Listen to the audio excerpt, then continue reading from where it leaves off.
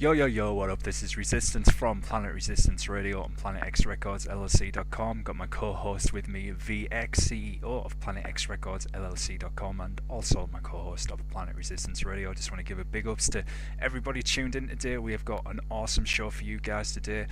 We will be talking to Creepy Places about everything they do. Really looking forward to this. Been stoked about this one for weeks.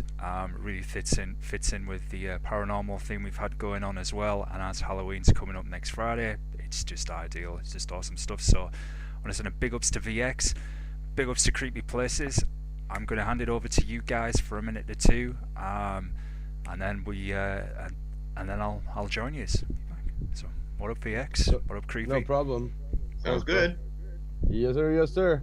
We are back again. Another edition of our paranormal block. We got Charles from Creepy Places. You can check them out on youtube.com/ninja CTULHU. Looks like. Hope I got that right. And that was right? No. That was wrong? Damn. It's Ninja Cthulhu. Oh, Cthulhu. CTHULHU. There we go. And I had it right in front of me too, and I still messed it up. That's how you know you're working with professional radio. Anyway, definitely check out Creepy Places on YouTube. Subscribe to their channel, like all their videos and that stuff. Do you have any other Facebook or any other links you want to shout out there, Charles?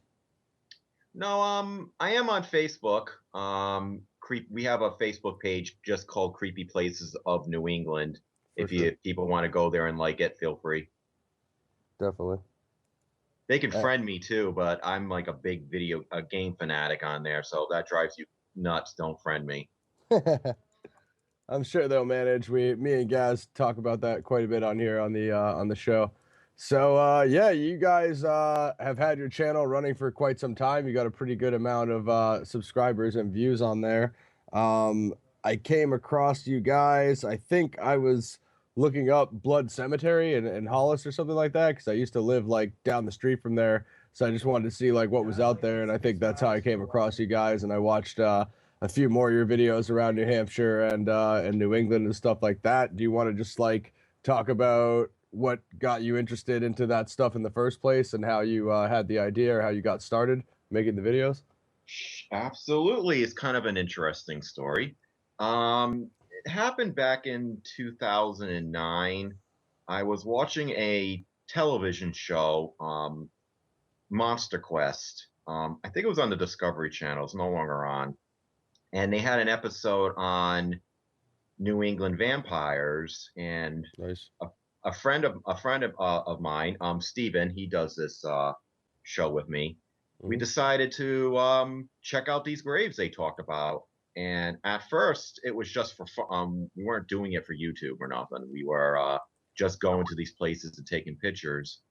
And then before Christmas, I got a gift, and it was a brand new camera. Nice. And then when I discovered that the camera can make videos, I pretty much just put on the video and recorded Mercy Brown down in Exeter. If you actually watch that video, it's actually quite funny because it really sucks. It's really terrible because I literally just discovered like 2 minutes before the video was even recorded that I can record, and I just did this completely impromptu video.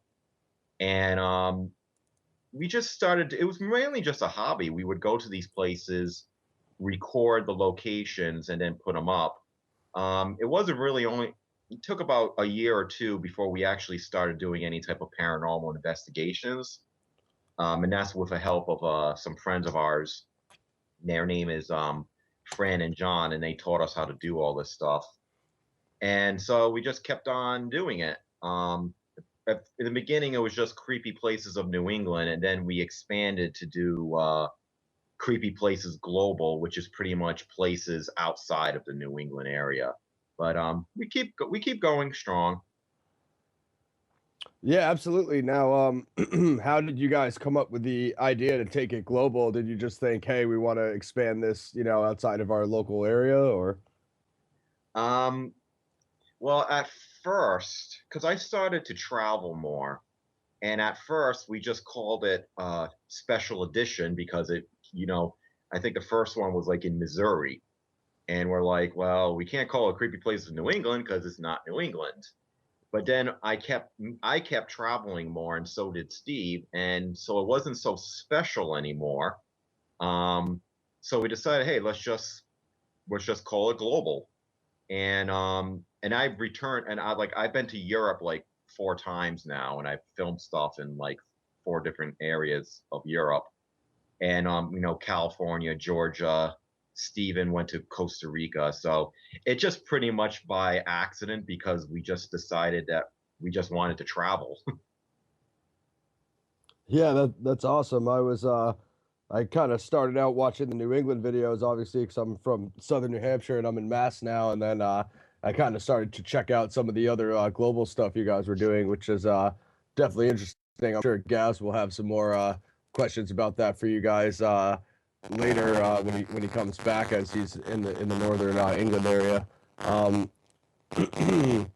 Now, speaking of the New England vampires, that's like another topic we want to talk about. And going along with all the monster quests, like where does your paranormal interest lie? Are you more just into like the ghosts and the spirits and stuff? Are you interested in the other sort of monster reports or cryptozoology, whatever you want to call it? Well, I'm more interested in the ghost and the spiritual stuff because I mean I do kind of entertain the idea of cryptozoology.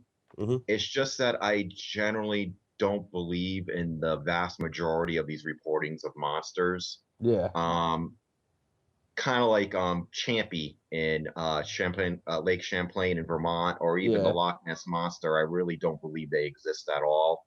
yeah, Um, but if I hear of something of maybe of some kind of monster in some very exotic, incredibly remote location, I'm a little bit more open-minded to it. But yeah, exactly. so like, yeah, I don't do stuff with Bigfoot. I don't think Bigfoot exists, not to blow everybody's bubble, but or the chupacabra or anything like that. I Yeah, mean, Bigfoot exists, especially in, North America. We've been all over. We've chopped down every tree and been to every location in the continental United States. I think we would have found him by now. So absolutely. that's just my opinion. Absolutely. What are your thoughts on like UFOs and aliens and things of that nature? um, I'm more open-minded to that, because obviously, if there are intelligent beings coming to Earth, obviously they can hide better because they have the vast oceans of space. Yeah, I'm just a little bit. I'm more open-minded to when people see something in the sky that's unexplainable, but I'm much more skeptical when I hear about abductions yeah, because half the time it seems to be more related to like mental illness. yeah, But I will not say those don't exist because it kind of makes sense. If you're an advanced alien species and you see this little inferior race on Earth, well, I can see them doing experiments on us. But we have done for sure. try to do some like UFO hunting, but it's not our big thing. Yeah, yeah, we're definitely big on that here. Gaz and I both do a lot of research in that department, and there's a lot of good shows on that already. I mean, they already have the Ancient Aliens and the UFO Hunters, so I mean, there's already quite a bit out there on that topic already as it is. Yeah, like I said, it's just not really the kind of something we are totally interested in. I mean, we've done it, but nothing that we're looking to pursue. Yeah, absolutely. Well, it's like you said, there's a little bit more you can grasp when you have like a good, haunted location and you've got your cameras and your microphones and everything, as opposed to, you could go out there all night long and film the sky for 24 hours straight and might not see anything. So it's like it's a little bit harder of a game. Well, to a degree, I mean, one thing they don't show on TV shows like Ghost Hunters and stuff like that, is that it could be very boring at times. Yeah.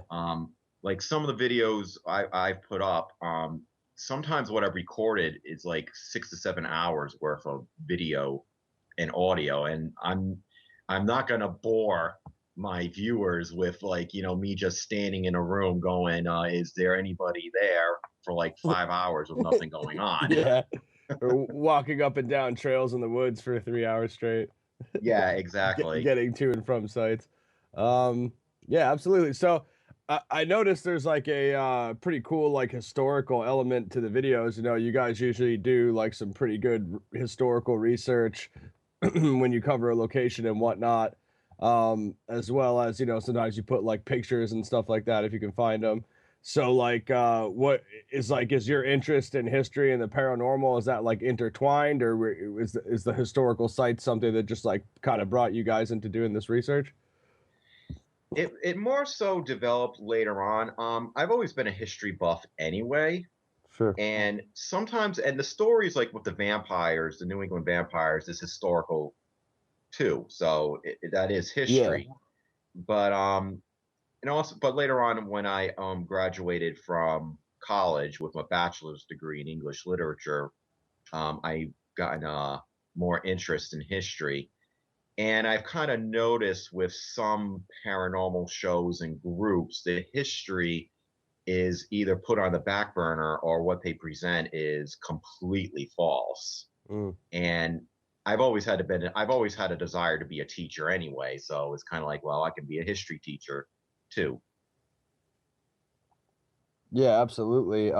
So yeah, going back to the New England vampires, what are your thoughts on New England vampires or vampires in general? Oh, I wish I could say they exist, but they don't. Well, I should say what we think, the Hollywood vampires. I mean, there are Yeah. people who live like a vampire and act like a vampire and have it as a lifestyle, but there ain't gonna Christopher Lee is not gonna come into your room and bite your neck, unfortunately. Yeah. And the story with the New England ones, it was clearly related to people not understanding tuberculosis, Yeah. which all those people who supposedly were vampires, they all died from it. Right. And it was mainly superstition coming from local people who just didn't understand science. Yeah. So yeah, sorry, there's no vampires. Yeah, because from some of the research I've done, it says that like after people die, like their body and their nails grow anyway for like a few days after they die, so like the research that I looked at in the Middle Ages when they were like digging up these bodies and staking them because they're like, oh, his nails grew, but that's just like a natural that happens naturally anyway. So like just because like somebody's nails grew after they dead, that's not really evidence that they were like stalking the night, digging out of their grave and stalking the night. It's more of just Yeah, like you said, misunderstood science. yeah, absolutely. It's how we get a lot of these interesting stories. I mean, not that you should automatically dismiss these stories, Yeah, exactly. but you just got to be very, very careful Yeah, and to accepting it as truth. yeah. You just got to be meticulous in the research. Cool. It And looks as like and as good. sorry, well, as we've gone on with the years, we've learned more and accepted a lot less. Hmm. Like we used to be into the whole orbs, Yeah, and then we just sort of stopped doing that too because we realized what it was. So knowledge is power. That's why history and knowledge is very important if there's going to be any form of advancement in the paranormal field too. absolutely. Yeah. So just to come in there, Charles, do you think then, as we gain more knowledge about the paranormal and then life as a whole, that this just makes us question everything even more, that we're kind of left with even more questions to ask as we, acquire more information? Well, that's life. That actually makes life worth living. I rather not have all the answers. Agreed. There's like a Yeah. saying I've learned in philosophy class. I'm going to paraphrase it, of course, but the essence is the minute you say you have wisdom, you don't have wisdom. So the minute you say you have all the knowledge, you don't have knowledge. Yeah. And I think even scientists in like physics and mathematics and everything, the more they solve and understand, the more questions they get. But that's the nature of the beast. I think that makes life beautiful. Yeah, I think so as definitely. well. Going into what you were saying about the orbs, then, what are you suggesting that it's just some sort of effect of the lenses and lighting, and that it doesn't actually have a paranormal origin? Yes. I know I'm gonna get flack for that from some people because there's just some people who are just totally diehard for it. But Yeah, you know, because I'm gonna I don't know what they exactly call it, but pretty much is that the light is reflecting off of a particular particle, dust, water, hair. I can go on. There's actually a huge list of what it could be, and it's sure. reflecting back at the camera. It's more common in thanks to digital cameras. They're like notorious to get like every dust particle popping up on you. Yeah. Um, I have not seen an orb that I consider to be paranormal. Um, some people have come up to me and I've worked with people who believe that they are, and I just simply keep my mouth shut.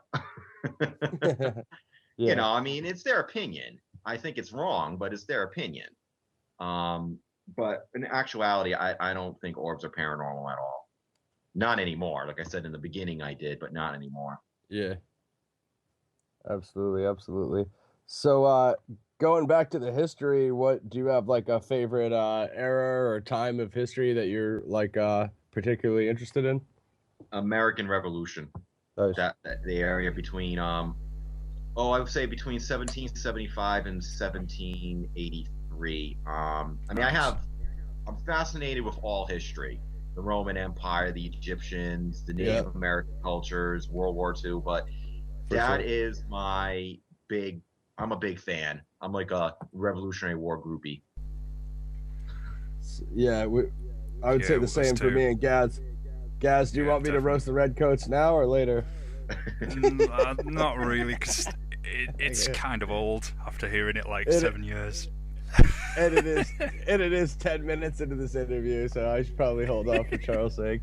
Uh, It's alright, man. Do it It's for all good. later.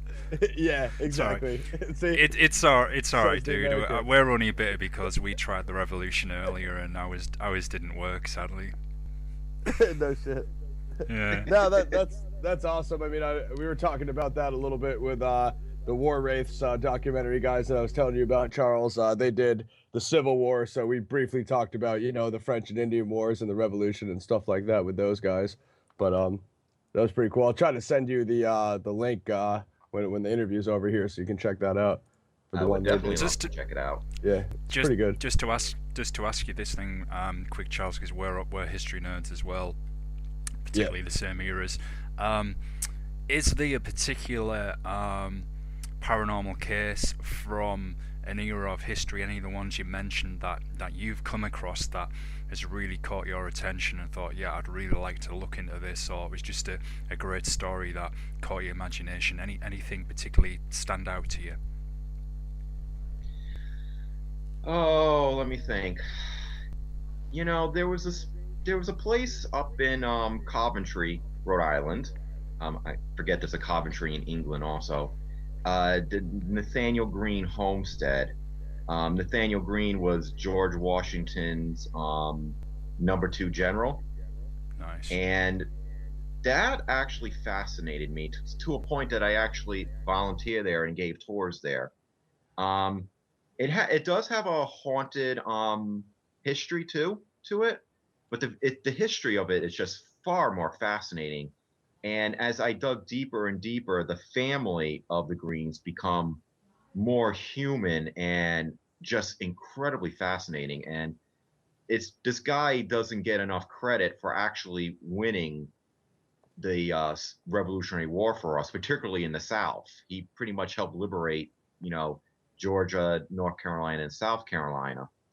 And he was like right in my backyard. So I'm like, I got to check out this dude. Yeah, And absolutely. he's a very fascinating person. So yeah, him particularly, and honestly, even though it's kind of cliche, another one would be anything relating to the Salem witch trials. That is just that era and that time period is just completely fascinating I Agreed. and agree. really really brings me whets my interest. Yeah, Yeah, for sure. it was something we were going to ask her about on today. Anyway, but yeah, for sure. We had a guest on a couple of weeks ago, a friend of ours who made a film about the American Civil War and the paranormal. It was called War Wraiths, and that was pretty dope as well. A very cool movie.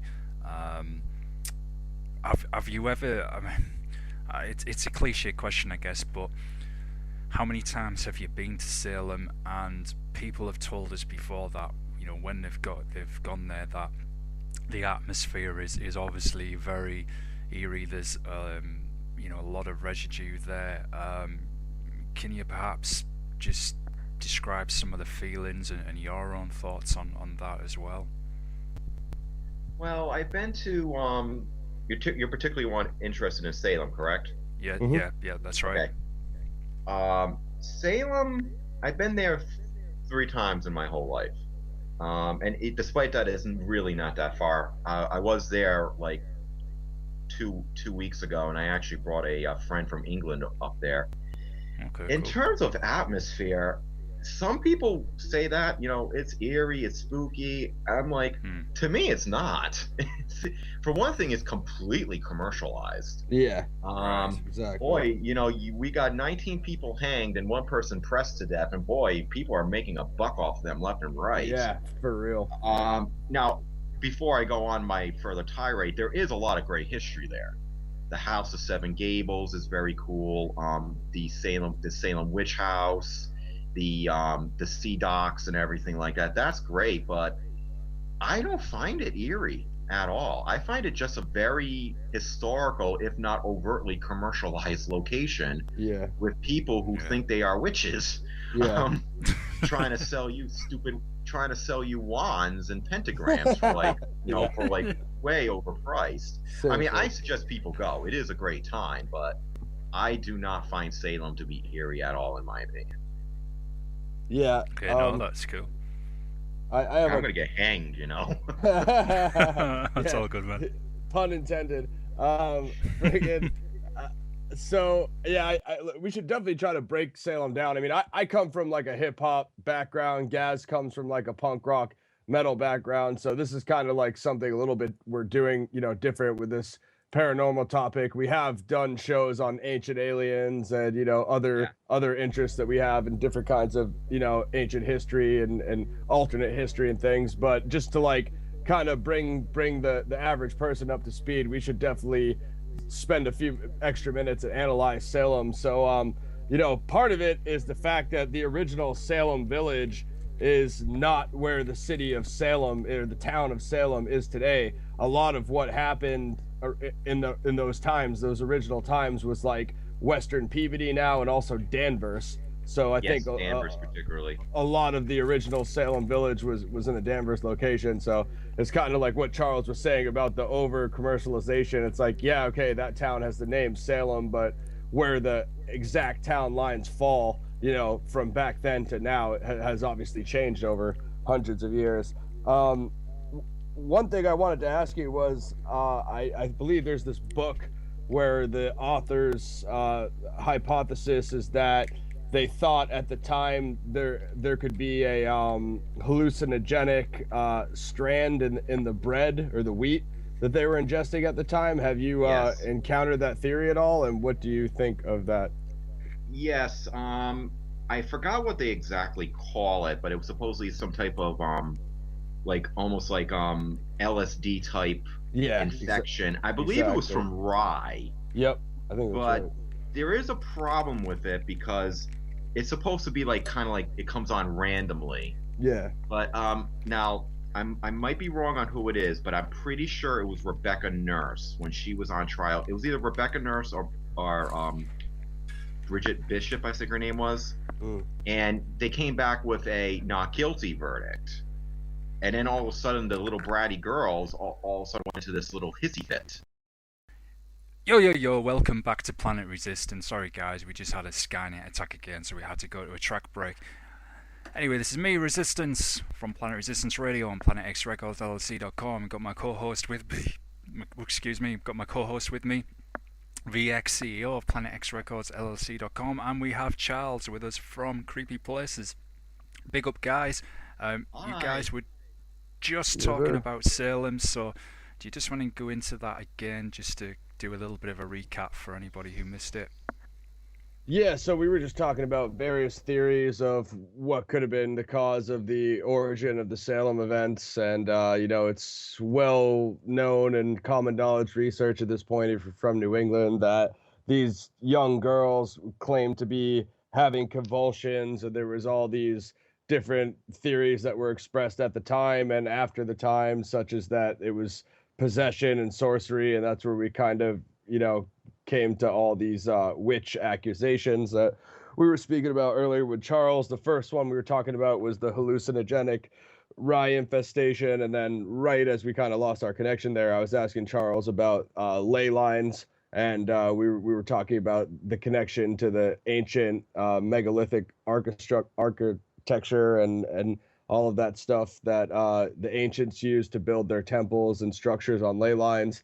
One of the theories I had also seen were that Salem is supposedly a area that has a high frequency for this ley line activity, and it has been suggested that maybe perhaps those that had some sort of effect on the people that were claiming to have these convulsions or possession or whatever. But there seems to be a lot of speculation either way, so it's kind of what we were talking about.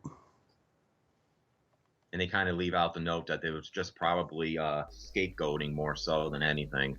Yeah, exactly. Too many people try to over sensationalize it with like supernatural or paranormal, and they kind of leave out the fact that human nature just sucks. Right. Where we don't like people who are different, and we generally are always trying to get more wealth. And there was definitely more political and social reasons. I think we mentioned earlier, it's no coincidence that the first person to be accused of a witch was a black woman, right? Tituba. Exactly. And that majority of the people who were convicted, executed, and even arrested were women. I mean, it wasn't just only women, but a lot of them were. Out of the 20 people killed in Salem, I do believe either 14 or 15 were female. So, there was something going on. There's definitely sexism and racism and classism going on more. Oh, yeah. That's my opinion on the whole Salem witch trials. I totally agree. I don't think any of those women or men were witches. No, I don't either. I mean, if you look through the history of witchcraft anyway, people don't tell the difference between what's a pagan and what's a witch. Right. What we consider witchcraft is something that you actually find more in places like Korea and Africa, not Europe. Those people in Europe were pagans. They were quite different. They're not like some of the Wiccans believe that do what you will, but do no harm because it comes back at you 3 times. That's more related to Buddhism than Celtics. I mean, the Celtics had no problem like burning people alive, and if you want to understand, the Celtics were quite vicious warriors. So were the Spartans and the Germans and the Vikings. They were all pagans. They did what they want and didn't mind harming people. I mean, that's just the way it was back 2,000 plus years ago, or even today for some people. So a few hundred years ago. People need to really remove the paranormal aspect out of it to a degree to get a better critical look. That I tell people, if you're having an issue, don't blame ghosts or spirits. They're not going to be the problem. It's probably going to be your own personal demons. I came across this one. I'm going into a tirade now. So it's all good, man. That's what we do here. I came across this one family. They were a very, very, very lovely family. I will say that. But one of them, they were blaming demons in their house for all their problems. And I was like, these people don't have demon problems. There was a ghost in the house. There definitely was a spirit, but it was not causing all their problems. It was the fact that they were cokeheads. And I knew they were cokeheads. Yeah. So, and I think people like to blame spirits and ghosts and demons for their own personal issues, so they can take the blame off of themselves and put it on something else. And For sure. I think that's just so common, and something that I get very frustrated with. Yeah, I Ran I over. That was awesome. No, I totally agree with that 100%.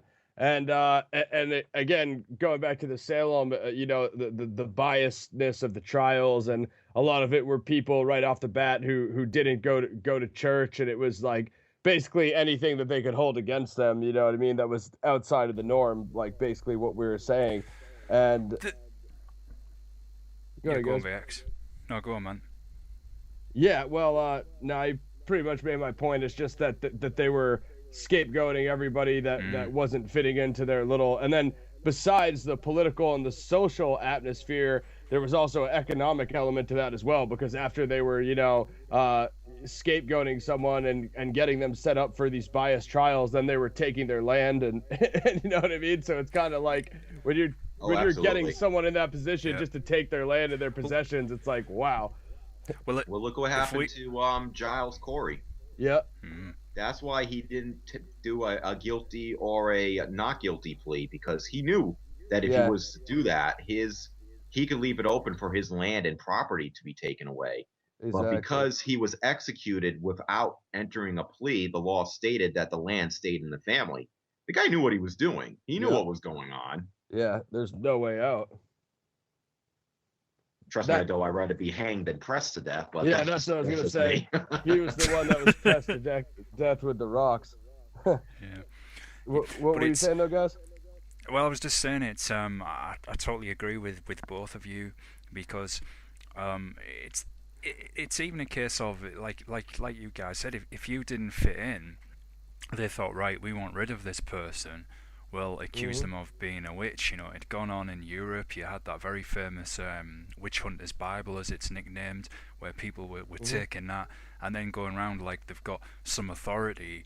Oh, well, we've got the witch hunter's Bible. You must be a witch. I can do like my 20-point test in accordance with this or whatever. I mean, look at what they did with the actual Bible as well, VX, you know, against right, you're a heathen because you're not a Christian. So Right. this has gone on through all these eras of history where, you know, like I said, there's been social, political angles to it. French Revolution, for example, not just the American Revolution, but French Revolution as well. Yep. Neighbour doesn't like someone, or I want to get hold of their property, right? I'll say they're a revolutionary, report them to the government or whatever. So it's like Charles said, the human psyche, sadly, with a lot of people for a long time, has been very corrupt and outright, you know, wicked. So I totally agree with both of you. I think it's for the reasons that both of you said. Like McCarthyism type stuff. Yeah, Is yeah, that what you're yeah, referring to? yeah, definitely. That's like definitely a more recent example. Yeah, but I the mean, same sort of psyche. Yeah, I mean, look, man, it's anyone's, like as Charles rightly said, anyone who is different, they'll look to try and present them in a way that is hostile, alien. I mean, yes, the example with racism and sexism, look at what they've done to people who are gay or lesbian, and that is still going on, and that's just so wrong, man. That's kind of like new racism in a way, I guess.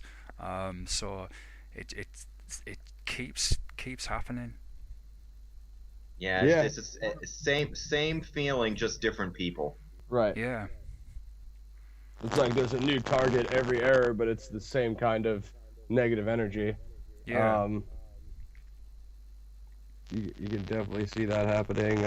But yeah, and wasn't Salem? Is it that didn't they dunk somebody underwater and drown them? Was that? I think they. I'm pretty sure it was New England. I don't know if it was Salem where they did that as well. I think that was more common in Europe. I don't think they really did it in. I know they didn't do it during the Salem witch trials, but they might have done it for something else, because from what I understand, the dunking was done for other crimes besides witchcraft and blasphemy. It could also be used for like murder, theft. It's like one of those dumbest thing on earth, but apparently people used it. Yeah, because the understanding was that, like, if it was a witch and you dunked them underwater, they would be able to use their supernatural powers and fly out of the water or breathe somehow. And then, so, you know what I mean? But if you just did that to any person and then you would drown them, clearly they didn't have that ability. So it was kind of an Yeah, but they interesting. went to heaven. Yeah, exactly. It's kind of an interesting thought process they had. But let's get back to your creepy places channel, because I know you guys like went to Salem a few times, and we could bring that up again later. What just to get back to the questions, what are your top 5 favorite places, or just some of your favorite places that you visited and researched? Oh, okay. I won't do them in any particular order. It would just be so much easier. Yeah, fine. Sleepy Hollow. Yeah. Sleepy Hollow in New York was actually a hoot. Um, we did a day trip there. It took about 4.5 hours to get there and 4.5 hours to get back. But Sure. it's kind of a little bit like Salem. It's a little bit commercialized, but the Sleepy Hollow Cemetery is fantastic. There's like tombs and mausoleums that are bigger than most houses in there because the people who died were like filthy rich and had nothing better to do. That's awesome. And the northern part of Sleepy Hollow is beautiful. The southern part is a little bit more cluttered, but the northern part is like beautiful farms and fields and mist. It's really nice. And the old Dutch church of Sleepy Hollow is also I highly recommend that place. It's a very old church built back in I want to say 1647. I'm around 1640, somewhere around that time. Rutland Prison Camp in Massachusetts was definitely one of my favorites. It was very spooky. Probably one of the places that I say was like legitly spooky, especially the tunnel. There's like a tunnel off near this solitary confinement you can go under. It's almost like some guy with a hockey mask is going to come out and chop your head off. It just has that vibe. Number 3 would be Pierre Lachaise Cemetery in Paris. You know, I don't do too many cemeteries, but that was one that I just had to go to. It was so amazing in there because all the dead people are practically famous, including Jim Morrison's buried in there. Yep. Oscar Wilde and Chopin, and a bunch of famous French people that nobody else will know. People in France will know who they are, but anybody outside of France wouldn't really know who they are. Number 4, I will have to say the Sterling Opera House in Derby, Connecticut. It's so nice. It's one of these places that was just so nice on the outside, and when you go inside, it's like this very kind of decrepit looking. I mean, they're trying to work on it. They're doing their best. The outside looks great. The inside just looks a little bit more spookier. And a lot of well-known people perform there, such as Bob Hope and Harry Houdini, and I think that was pretty cool. Nice. And there's like a jail in the basement, which was so we locked ourselves in it naturally. And after that, I gotta say, number 5, the most coolest, one of the most favorite places. I don't even think it's there anymore. Is the Sunrise Resort in Moodus, Connecticut. Just think of yourself arriving in an area where 2 years ago people just simply vanished. They left like everything there. I mean, I could have gone into the kitchen and made myself a meal if I didn't mind getting sick and dying. But they had like pots and pans and sugar, and tables were still there, and lamps were still there. It was like you were exploring a post-apocalyptic wasteland. It was just absolutely amazing. So, can you talk about that for a second? How many people disappeared, and what are the theories or possible explanation for that? Well, I'm just saying it felt like people just simply got up and left. The people just simply closed the place down and never opened back up. Oh, that's good. So, were there? I know it doesn't sound so cool when it goes to that way, huh? I should have said. No, it's not that bad. I mean, what is the location haunted though? Were there reports of anything? Yes, from what I understand of some of the digging, another paranormal team went there. I think they were called Quiet Corner, but I don't think they exist anymore. They might, but I'm pretty sure they don't. And they told us about it, and so we went to go visit there. So I went exploring around, and we got some really interesting EVPs, or electronic voice phenomenon. Most people kind of know what that is. Mhm. Some of them clear as day.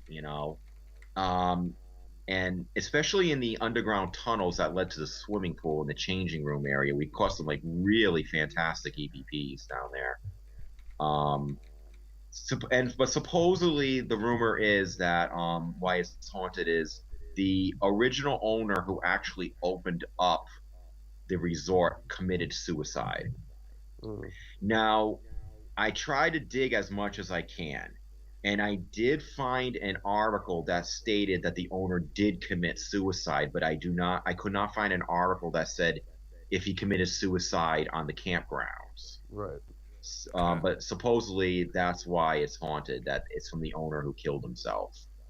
Um, but yeah, I believe, like I said, particularly the underground area where the swimming pool, changing rooms are, and the main mess hall I have a feeling is haunted. Like I said, we caught some really good stuff there, Definitely. and we could have made a zombie movie too. It would have been awesome because it was just so ripe for it. Oh, absolutely. I love zombie movies. So do you think the haunting was like a factor for them closing it down, or was it just like financial reasons that they just ran out of Yeah. money or whatever? Remember how I asked you, if you don't want to know the answer, don't ask? That's going to be one of them. I don't want to say this is 100% fact for sure, but I've gotten contact from people who used to work there. And of course, I won't give out their names, but supposedly not the original owner, but one of the kids, it was either the son or the grandson, was like, one, an incredible racist, Yeah. and two, did not know how to do financing. I think it was just, from what I understand, it was just badly mismanaged, and so they just decided, like, screw everybody, we're just closing up. I mean, they literally just closed up and left everything. Absolutely. But don't quote me as being 100% accurate, because I don't want to be sued. No worries. No worries. No worries there. That's cool. No, those all sound like awesome locations, and those are all on your channel, right? So if anyone wants to go back and Yes. check out what you said, they can find them on there. Yes, all of them are up and running. Cool. Is there All right, yeah. Go ahead, guys. is there anywhere? So many questions I want to ask you. Is there anywhere in the world where you haven't been yet, Charles, where you'd really like to go and investigate a legend, a case, or just go and see? Where would you like to go that you may not have been yet? Oh, we only have like a one day to say that, huh? Because I got so many places. If Yeah, no doubt, I man. had to choose one place, there is actually one place in Japan. Nice. Unfortunately, I am forgetting the name of it right now, but the nickname of it is called the Suicide Forest, or the Forest of Suicide. I know what he's talking Ah, about. yeah. Yeah, I could tell you it begins with an S. Yeah. I would go there in a second. I want to go to Japan in general, but Yeah. that's one place I would go to investigate. But besides that one, the port of Carthage in Tunisia would be another place I would like to do. For sure. And if the Parisian catacombs in Paris is another place. I was gonna ask you if you'd been there. I tried to. I went there. I was in Paris for 1 week, and I tried to go there twice, and the place was closed each and every single time. Damn. But yeah, the Forest of Suicide in Japan, definitely. That's like the top place I want to really go to do and investigate. Yeah, it's right at the foot of a mountain, right? It even makes it cooler, doesn't it? Yeah, absolutely. Wasn't that featured on Ancient Aliens VX? Yeah, it was. That's how I knew of it. Yeah, I remember that. Yeah, same. See, my and, nerd cross research references other comes in stuff. useful, doesn't it? Yeah, I have a useless database of paranormal knowledge in my mind, so I'm like Good to have. encyclopedia. Yeah. I've just been looking around your site, man. Well, I've been looking around it all week actually, and I've got to ask you, man, just because I've seen so many different shows on this legend, heard so many different things. I'm just curious what your personal take is, and that is on the Chupacabra legend. I've heard some people say, right, we definitely think this was created in a lab, pretty much from, I think, the island that was near an island off in Puerto Rico, I think, where supposedly were experimenting with genetics, etc. You mentioned it earlier, guys, when you were gone. This what? Sorry. Yeah, we Did talked you? about it Right. earlier. Yeah. All right. Well, forget that. I'll listen to it later. He doesn't believe it. Right. I don't believe. Right. I don't believe in the existence of the chupacabra. Cool. Sorry. No, it's all But- right. No. drop- That's cool. Drop him from the call. He doesn't like reptilian aliens. What I don't know. Did when Gaz asked you about your favorite ghost story there, was that the Nathaniel Green one, or did you have another one that's like your favorite kind of whatever ghost paranormal report of all time? Did you have one that's like your top? Oh man, There's just so many good ones. there's just so many. There's so many. In terms of the most fascinating ghost story I've ever heard, I would have to, like I said, there's ghost places I've been to, and like the Nathaniel Green. But the best ghost story I ever heard of was the Lottie Wen in Wales. Lottie Wen is like the white lady in Welsh, or equivalent to the white lady in Welsh. Mm-hmm. I read up on her. I went to a castle that supposedly she haunts, and the story surrounding her, I don't know, just really fascinates me. She kind of appears before you, and she doesn't seem evil, but she might attack you. And the one in the castle it's called Ogmore Castle. Supposedly she is guarding treasure. Now the story goes that some man saw her and threatened her and says, I want, where's the treasure in the castle? And she's like, okay, well, here's the treasure, but only take half of it. And he's like, okay, I'll do that. And so he takes half of it, but then that night he comes back and takes the rest of it. Typical guy. And so she comes out, and she's now like a mad raging biatch, and just scratches and attacks the guy and gets him very ill. And if I understand, he does die. So I went to that castle. So yeah, that would say that would be overall my favorite ghost story. But all my favorite, history / ghost would be the Nathaniel Green. For sure. Yeah. If that makes any sense. Yeah. No, it's good. Answer. Have you ever been in a position where you've felt, genuinely afraid, or what's been the most terrifying case you've looked at? Well, I'll tell you my most terrifying experience, and it's going to be for a completely different reason to what most people think. We were looking for a place called Laura's Grave. That's up in Burrillville, Rhode Island. Supposedly it's a grave that if you went around 13 times calling her name, she was going to, Laura Sherman, she was going to appear. Well, one time we went there at night, and this was like the first time trying to find it. And we didn't really know where exactly it was. It was pitch black for one thing. It's probably like the only place in Rhode Island where there's like no light. And so we were trying to get the basic idea of what it was. I had my friend Steve stop the car, and then I go out and I start walking into the woods nearby to see if I can't find it. And then all of a sudden he sees me running out of the woods and running into the car, and I locked the car and I said, go, go, go, go. And then he starts going. He's like, what's wrong? What's wrong? Did you see something? It's like, yeah, I saw a woman standing in the woods.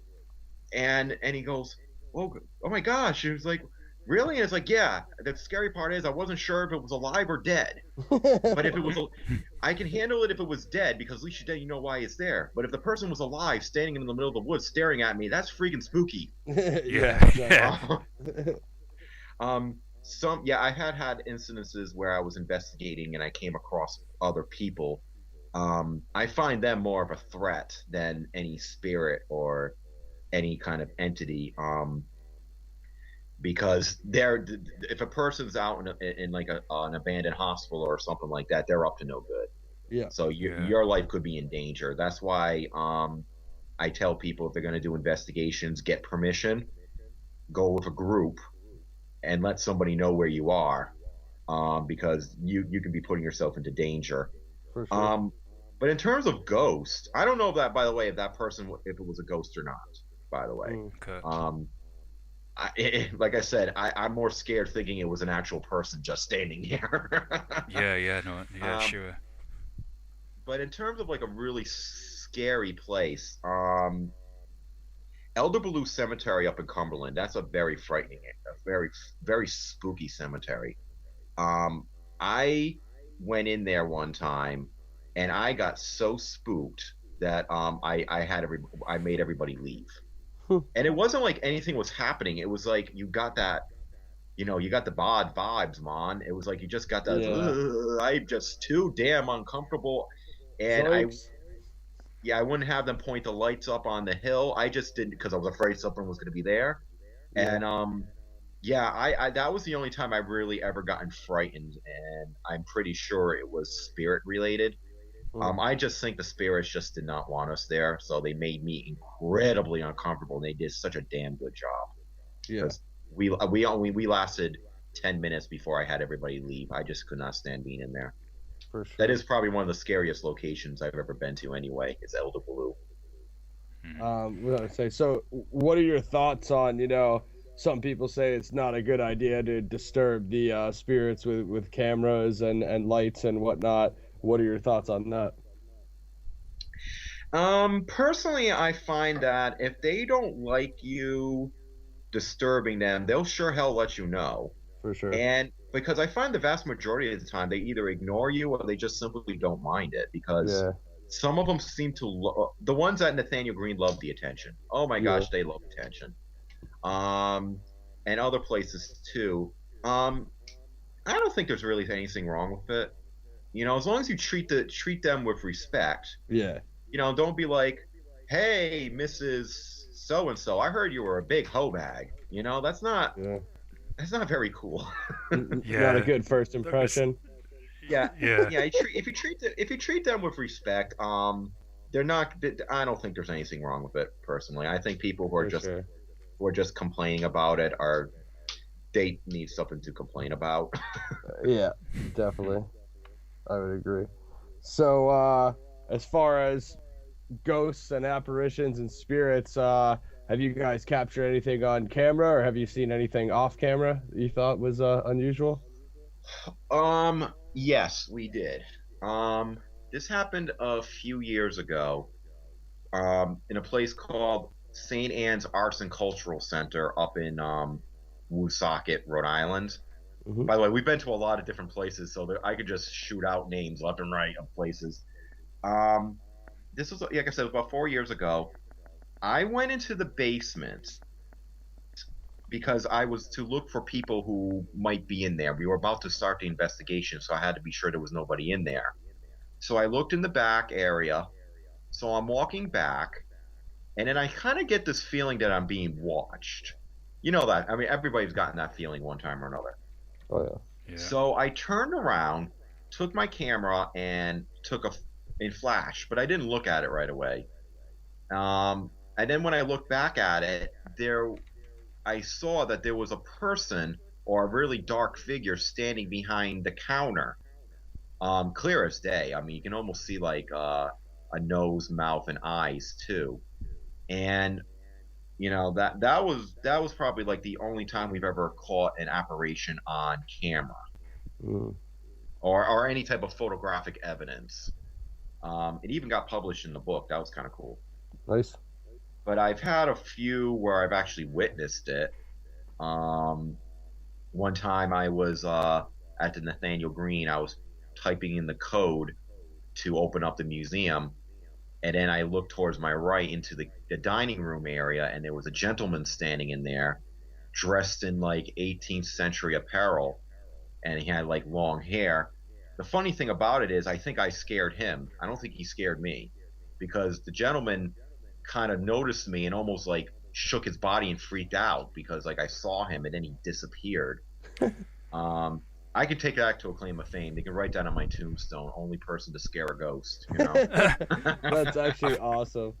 I've got a question actually relating to that then, because we had some guests on quite a few weeks ago, and they kind of said something similar about somebody saw someone, I think it was in the Tower of London, and the same thing kind of happened. This person like got really freaked out and disappeared, and I can't remember who put this theory across now. It's about a guess, so that's me being professional as usual, not.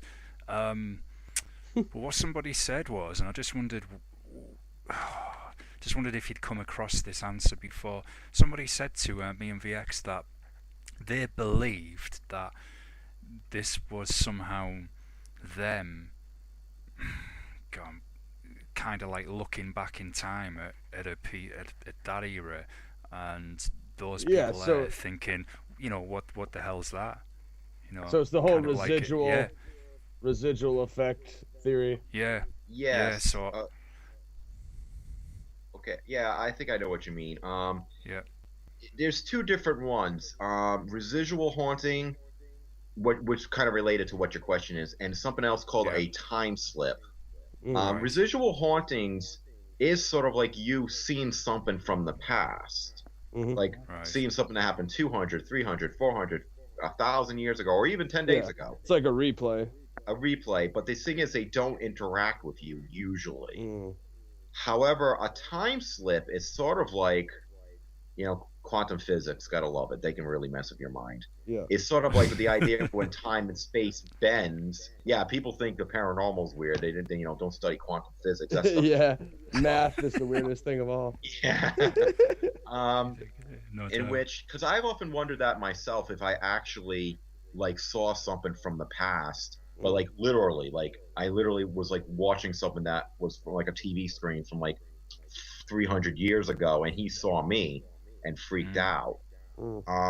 It's kind of like, you know, the time and space bends and the past and the present meets up very briefly. Like a crossover. Yeah, and usually it's very brief. Not like, we're not talking like something that's going to cause the universe to collapse. And Superman has to come and save us or something. But like something so brief. I do believe in those. I can't say for sure that's what I saw at the Nathaniel Green, but it's definitely an alternate idea. Yeah, for sure. Sure.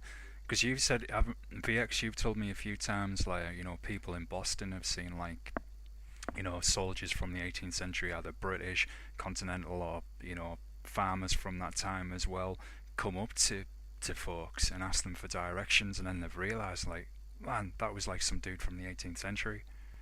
Yeah, so it's like out there in Lexington and Concord, there have been like reports of like the horse carriages like pulling up to people in their cars and like asking them which way is Boston, and then they realize like all those guys are dressed like in Revolution uniforms, militia and British and whatnot.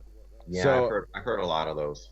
Yeah, and then there's also another kind of co-related question we had was well, you've already told us that you've expanded outside New England, but have you ever been to like New Orleans at all, or had any interest in going down there? Because it seems to be a hotbed of activity. Oh, definitely. I'd definitely love to. I've never been to New Orleans. I definitely want to go down to New Orleans because I did hear it's a wild city in general. For sure. But they've got some interesting architecture with the French history and some of the plantations and the bayou swamps. Yep. Yeah, I haven't been there, but that's definitely one of the high on my list. Absolutely. Yeah, voodoo is also a big tradition down there. And the same sort of residual story. I was like watching something on TV where they said it was like a pirate from like old New Orleans from those times, and like he ran into a bar and like stabbed somebody with a sword, and they saw him like running back out after the murder, but it was literally like a pirate from like back then, so it was that same kind of like residual replay of like him reenacting the murder from back in the day. And like somebody saw a pirate run out the door, but it was like, you know, kind of like the same type of thing. It's like a see-through dude that's kind of like transparent. And they're like, why did that pirate just run out of that old, you know, saloon or whatever? But it was like someone seeing it in modern times, so it's definitely kind of interesting with the whole residual scenario. Yeah, but it is kind of New Orleans. Would that really be unusual to see somebody dressed as a pirate running out? Yeah. Is No. that really supernatural, or did they just like, did they need to report that to the police? Oh man, yeah. We have a lot of questions, man. Gaz, do you want to go back to the list, or? Oh sure, yeah. Oh man, so many. And now as VX says, I forget. Man, this is probably the most professional show you've ever been on, Charles. Absolutely, it dude. is. Yeah, Absolutely, totally, man. yeah. We'll wait, use okay. that. Hey, We could- let me fire this one out of Gaz, because we already did vampires and we already talked about Yep. France. Charles, are you familiar with the case of the werewolf of France? Because I'm a major nerd on yeah, this nice. one. Yeah.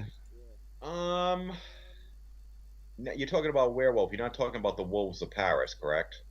I believe so. I don't know. Yeah. I don't know if it was Paris or Central France, but it's definitely a case of like, I believe it's 8 or 9 murders, and most of them all died, I think, except for the last kid.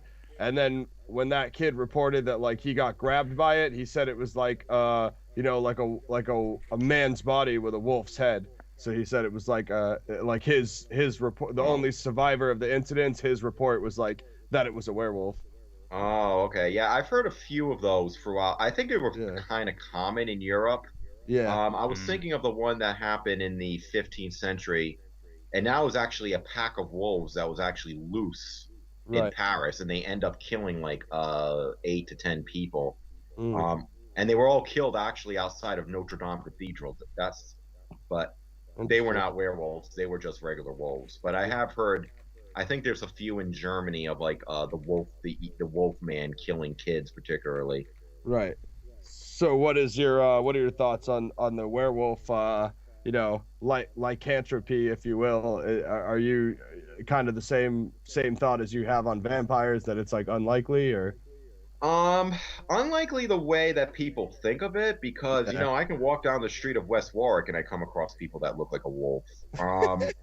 Yeah. That's where I live, by the way, West Warwick, Rhode Island. Nice. There is a disease, and they've kind of showed it with like there's some people in like Mexico and stuff like that, and Yeah. they have extensive amount of facial hair grown Mm. all over their face, and they look like the Wolfman from like the old 1930s, 1940s Universal horror films. Mm. Honestly, I personally think in all those stories, I think they're just they're wild men. They Right. could simply be wearing the they've killed a wolf and actually are wearing it on their head. But Yeah.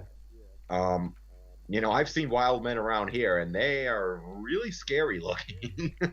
For sure. You know, I think they're just, you know, crazy people living out in the woods. Yeah. And they're probably also wearing wolf skins because they're probably, you know, hunting and killing the animals and everything. So Yeah. that's my personal opinion. I know I'm shattering everybody's. You know, I should be like, there's vampires behind every Yeah. corner. Get rid of, Yeah, get no rid of doubt. this guy. What's with all this fact-based research? I can't handle this anymore. How dare you? So bad, so Bring- bad. Bring on the Twilight reviewers. I need some Hollywood in here. Oh no, the Twilight movie was the only movie I ever watched that I wanted to kill myself after watching. Yeah, I mean, I can think of a few more, but I imagine that would be pretty That's high on up the there. list. Yeah. Yeah, definitely top 5 worst. Yeah, because going back to New Orleans, they also have a couple different. You talked about Monster Quest. There's actually a couple new shows on the Destination channel, Destination Yep. America, and they're like very similar to Monster Quest, where they have what was that one I told you about, guys? Monsters and Mysteries. Yeah, I was just thinking of an episode of Monster Quest where they actually got footage of a giant squid, and it was the most interesting episode I've ever actually seen on that show. I've seen that That's one. awesome. Yeah, I've seen that it one. was really good. I love sea monsters. But yeah, the Monsters and Mysteries show, they've done. I don't know if you are familiar with that, Charles, but they've done New England, where they've done like a couple different they did the Bridgewater Triangle. I know you Yep. guys went down to Hockomock Swamp and the Puckwudgies and all that Yep. stuff. There's a whole bunch of awesome stuff down there. And then so in New Orleans they have the Rougarou, which is like very similar to like the werewolf legend. Oh So no, we have they have a loop guru up in Woonsocket too. Yeah. yeah. So that's like it's like a coastal kind of bayou kind of thing, like you were saying. So I think it's more French because Woonsocket was heavily yeah, French, and yet they have stories of the loop guru up there too. yeah, exactly. I mean, I haven't seen as much of it, out here, but I know like in New Orleans down there on the bayou, it's like a very big thing that's has gotten some TV coverage and things of that nature. But go ahead, guys. No, I was just thinking out loud again. I think that show's actually starting here soon as well, so I'll check it out. Yeah, great show, dude. They did like the Dover Demon. Have you heard of that, Charles? And Yeah. Oh yeah, I've heard of Dover Yeah. Demon. He's pretty cool. At least the drawings of him of what they say he looks like. Well, some of That's these could pretty cool. simply be, and I think Monster Quest kind of helped show it a little bit that some of these could actually just be animals. Yeah, Like the Kraken, you know, being a giant squid, yep. or Oh, absolutely. well, guess what? There are giant squids out there. Yep. Yeah. I definitely could see that. Yeah, that's by the way, they're still working on the roof. There was an encounter. Yeah, there was a spirit in the background. Didn't like what we were Yeah, talking about. Yeah, he needs to go check Yeah, the I attic. warned you guys earlier that they were working on the roof. Boy, are they really But- banging now. Fire up the camera and go check the attic. Yeah, we should just say it was just the Dover Demon. He's just telling me Yeah, he's the real. Dover Demons in Charles' garage. He wants to come on the call. So, how about other sorts of paranormal or other sorts of research? The question we were wondering about was like, we talked about paganism and witchcraft. So, what about all this stuff about the occult and Aleister Crowley and things of that nature? Yeah. Have you ever run into any of that in your research? Oh, Aleister Crowley is fascinating as hell. Mm. He's a very, very interesting person. Um, I think he really did do a lot of like bad juju. I mean, Oh yeah, definitely. I don't think he was conjuring up Satan, or I don't really think he was the Antichrist or any of that kind of crap. But he was definitely coming up with some really, really, really negative things. Yeah. I'm open-minded to the occult, but I'm skeptical enough, especially when people start talking about demons and demonic possessions. Because when I Demonology. do my research on demons, I don't just focus on Western Christian thought. I go a little bit more global Right. and look into, the Eastern, the ancient Greeks, the Native Americans. Demons to me are nothing more than non-human entities. Case in point, like the Islamic belief, the jinn, Right. who could either be bad or good. Yeah. And I think demons can either be bad or good. I don't think they're inherently bad. That's why I don't like calling them demons, because demons just has such a negative name anyway. Yeah. Thank Christianity for that. Of course. So I do think there are some non-human entities out there that can be both good or evil. But in terms of like witches and occultism and stuff like that, I've come across some very interesting people in my studies and travels. Heck, I even interviewed. That's not really occultish, but I did interview the main person at the Church of Satan like 4 or 5 years ago, All right. and gives me more respect to Satanists, because these people are not what you think. They're not having blood sacrifices and conjuring up the demons. They're actually just very, very down to earth, bit rebellious people, you know.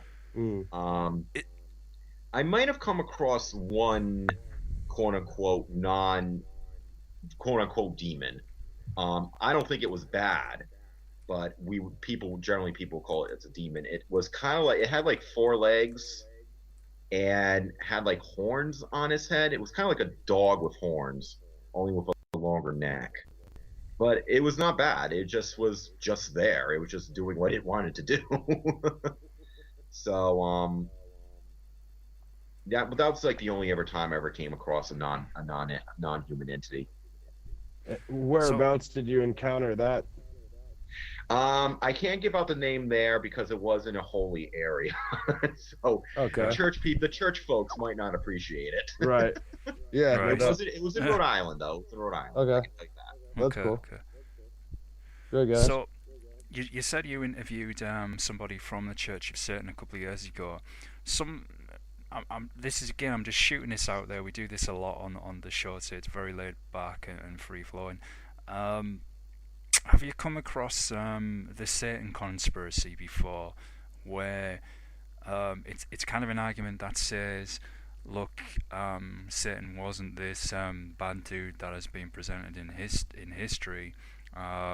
It was someone who brought wisdom and knowledge to people, and that's actually more what it's about, is wisdom and knowledge and respect for your fellow human beings. You know, I think it's like, was it Lucifer the Lightbringer? I'm not saying this from any religious angle. I'm just interested in what your opinion of that is, or if you've come across that before. It particularly popped into my mind when you said you spoke to that guy from the Church of Satan. Yes, I have. Okay. Well, I've said before, you asked, I'll give you the truth. Um, No, please do. Satan, from what I understand, the Christian concept is definitely, well, in most Christian concepts, it's definitely a misgivings, because in Judaism, Satan would be called, his full name would be Ha-Satan, or which is the adversary, in which in actuality Satan is actually working with God. His job is to point out the faults in people. You know, he's kind of like a lawyer. You know, lawyers are evil in general, so I guess it's kind of good. But um, he think in the book of Job. It wasn't Job went through hell, okay, and it wasn't the devil doing it; it was God's doing, because the devil went before God, or Satan went before God, and pointed at Job and saying, "Well, if you do this, Job is going to do that." And it was almost like he was kind of like challenging Job, and so God put him to the test, and by killing everybody he knows and causing all these miserables and diseases, but it was all God's doing, and it was just Satan's job. It's what he's supposed to do. It's kind of like the angel of death. Despite the name, he's working for God. Also, in Judaism, the idea that Satan was a fallen angel who rebelled against God is considered odd, because angels don't have free will. Only humanity has free will. So that should just shows interest. It's more of a more recent concept that the devil became bad. Mm-hmm. Now, in terms of, you were mentioning about Satan being the bringer of wisdom and knowledge, that actually goes back more to Greek mythology with Prometheus. Prometheus pretty much gave humanity knowledge, which was fire, which pretty much, I love fire, so we needed fire. And he got punished by Zeus, who would technically be a equivalent to God. So Satan can almost be considered the same way. When he went down to the Garden of Eden and had Eve eat from the forbidden tree, they gained all that wisdom and knowledge. And when God found out, he punishes both humanity, and he punishes the earth, and he punishes Satan in the long run, kind of like Prometheus. Prometheus got punished, and then Zeus punished the world. So, and with the Church of Satan, to them, the devil's just a symbol. It's a pretty much a symbol for rebellion. It's like The devil here is our symbol for all the stuff that we don't like what you guys say, pretty much. So, and by the way, I do believe that well, one thing, I really don't believe in the devil, so but my research I have come across that. So yes, I perfectly know what you're talking about. Yeah, well, I've even heard people say like that, like LaVey, is it LaVey Satanism or Antoine LaVey. Yeah, Anton LaVey. That is kind of really a kind of a form of humanism, and that it was kind of called Satanism just to kind of be a rebellion against the church. So That's what it is. Yeah. So as soon as you said that, I thought, yeah, I've got to ask. I've got a total off-topic question as well, because I'm a nerd and I'm really enjoying this show. Do you like Star Wars? Of course. Yay! Yes, Who doesn't like Star Wars? Best guest ever. Best guest ever. That's it. I'm sold. Yeah, right, go on, VX. Take it away. He knew That's he awesome. was gonna get dropped if he said no. yeah. He doesn't like Star Wars. Hit the trap door that we had the contractors build into his place. All right. Right, we'll get back to what we were supposed to be doing now. In on me. Yeah. Well, I mean, it's kind of two different philosophies there, Gals. Because on one point you're talking about the Church of Satan, which is kind of like Antoine LaVey's, whatever mainstream answer to Christianity. But then on the other hand, you have the Luciferian philosophy, and that is the all worshiping Satan, or the Baphomet as the light bringer, the bringer of wisdom to man, because he gave the serpent gave man the fruit. Therefore, they put the serpent higher than God, because the serpent gave that wisdom to mankind, and God didn't want mankind to have the apple. That goes along the lines of the whole Luciferian Illuminati conspiracy, which is a bit different than Antoine LaVey's Church of Satan, because as I understand it, that was more like self-worship or worship of self. So it's a bit different. Yeah, pretty humanist, atheistic. Exactly. Yeah. Charles, Ouija boards, real or crap? Crap. Yeah. They're fun though. They are thing. fun. Yeah. They're fun. I mean, but there's something called the Ediometer effect. It literally is. It could even be you moving it, and you won't even know it. Yeah. It's just you get so into it. Because we tried it, and they are fun. I mean, I can't say they are fun. It's good for Halloween and stuff like that. But yeah. I know some people get all scared over it and are like, "Oh my God, don't use the Ouija board." But if you have a problem that comes from the Ouija board, you've already gotten a problem. Yeah. Can ghosts use it? Maybe. I don't know. I personally have not seen it, but I think it's mostly crap. I think it's just a fun little toy. So you'll be rushing to the local movie. No vampires, no werewolves. I'm so boring. No Ouija boards. This guy's the worst ghost hunter ever. Yeah. How dare you approach things scientifically? Yeah, right. What are you So trying bad. to? You trying to find out facts, or what's the deal here? Yeah. Why would we want any genuine research? We're big movie fanboys here. Do you have any favorite paranormal themed movies, favorite horror movies, any of that stuff since it's October? Oh gosh, I am a horror fanatic. I've been a horror fan since I was age 8. There we go. Okay. My favorite horror movie would be the 1978 version of Dawn of the Dead. I just absolutely love that movie. Nice. My favorite paranormal movie would be the 1960s The Haunting. That movie's just so great. That's just so awesome. For sure. Very spooky. It's more like less is more type ghost movie, which they really don't have nowadays. No.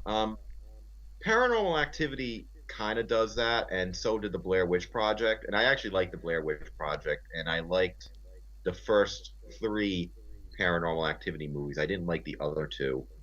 But the 1960s The Haunting is like a master ghost movie.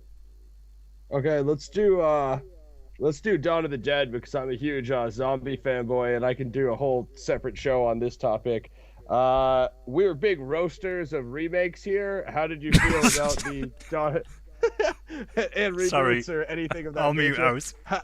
Yeah, you figured I'd segue into that somehow. Did you have a chance to see the Dawn of the Dead remake? And what are your thoughts on that sort of thing? I did see the Dawn of the Dead remake. It's kind of hard.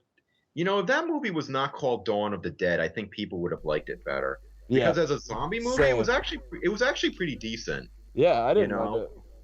I mean, it had a lot of action. It had some really good zombie makeup. But people, because it was called Dawn of the Dead, people were like, "It's a remake." Yeah, they associate it too much with the old one.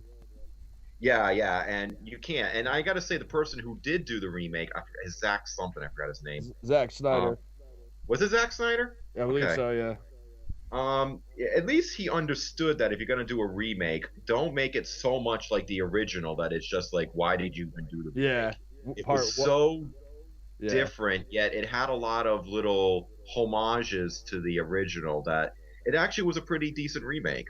For sure. What do you think about Romero's other work, like the films before, like the whole series, the films before Dawn of the Dead and the films after? Did you watch all of his work? Yes. Night of the Living Dead is just the epitome of the zombie apocalypse. Yeah. Dawn of the Dead is a masterpiece. Yeah. Day of the Dead was okay. Great gore effects, but too much talking. Yeah. Land of the Dead, I think, is underrated. It really was not such bad of a movie. I love the social commentary in it. Yeah. I really like the concept, the post-apocalyptic concept. I just don't think it fully came together probably as good as it could have due to the... No, he had a vision in it that it wasn't fully realized. It still is a decent zombie movie, though. I do recommend it. Yeah. Okay, now we're going on to the other two. Yeah. Diary of the Dead, I did not like it. It was watchable. Yeah. But I didn't like it. And Survival of the Dead was atrocious. It was like take that movie and use it to like have target practice for guns. It was terrible. Awful. Kind of fell off at that point. Yeah, it was just so awful. Like I said, Diary of the Dead at least had some good concepts. It's just the overall implement of it was bad, but Survival of the Dead was just bad all straight through.